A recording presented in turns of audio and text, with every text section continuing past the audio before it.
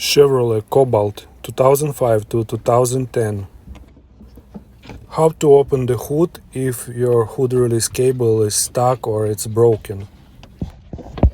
First, what you need to do, you need to locate the release cable.